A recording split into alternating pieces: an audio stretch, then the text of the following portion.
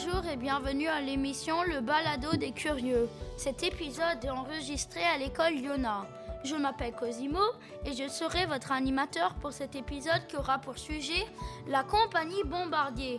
Nous allons aborder divers aspects de ce sujet avec nos journalistes André, Alexa, O'Neill. Et O'Neill, c'est parti! Bonne écoute!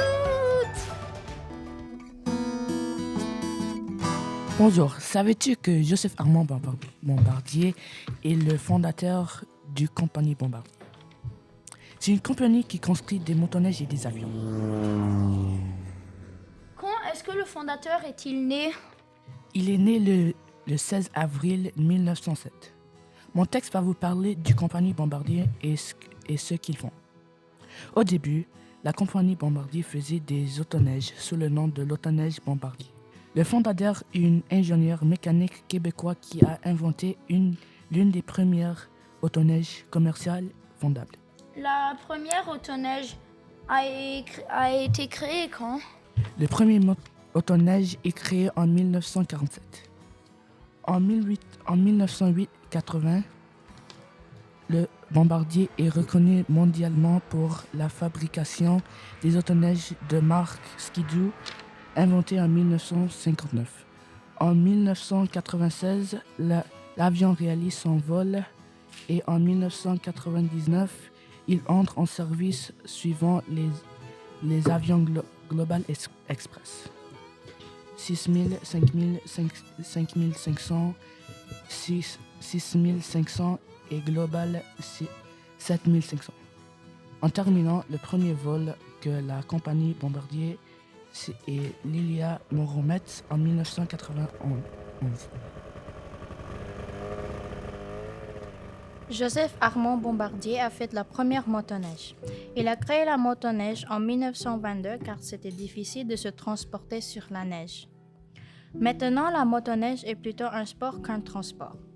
Joseph avait l'âge de 15 ans quand il avait inventé la motoneige. En 2015, 150 000 motoneiges ont été vendus. Tout ça, au total, c'est 8 milliards de dollars au Canada.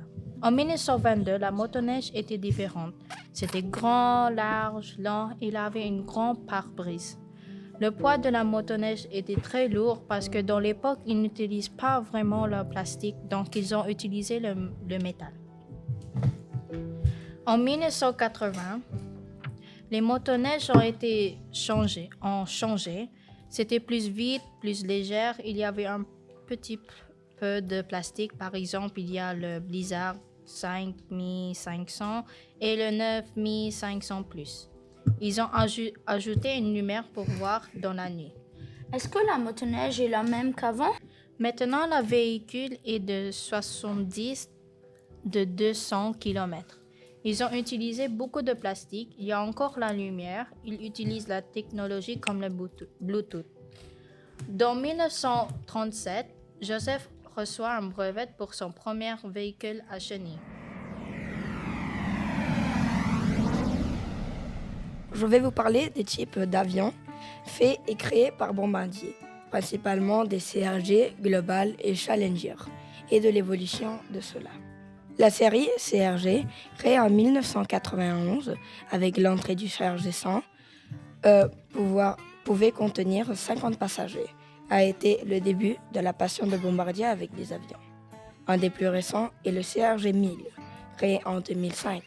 Les CRJ aussi contiennent plus de modèles comme le CRJ 200, CRJ 400, CRJ 600, CRJ 700, CRJ 701, CRJ 702, CRJ 750 et CRJ 900. Mais André, ça coûte combien un CRJ? Un CRJ ne peut pas être acheté. Il peut juste être acheté par les aérolignes. Et le prix est certainement plus haut que $1 million. Tous ces avions sont presque pareils. Sa seule différence, c'est plus augmente le chiffre du modèle, plus long est l'avion. Dans quelques cas, comme le CRJ. Les Global, une série de bombardiers très connus d'avions. Les Global ont fait leur entrée en 1996. Ça veut dire que même toi, tu peux t'en acheter un pour des millions de dollars. Et tu dois avoir 18 ans et plus. La série Global est composée de ces avions. Global 8000, Global 9000, Global 8500 et Global 9000. Global 7500 et Global 9500. Ils sont des jets privés, donc ils ne sont pas utilisés par les aérolignes. Comme les CRJ, beaucoup d'aérolignes les utilisent. C'est quoi la différence avec un Global et un CRJ? Un Global, les Challengers sont des avions privés, comme les Global. On peut les acheter, mais comme les Global, ça coûte beaucoup d'argent, ils sont plus vieux, ils ont fait leur entrée en 1973.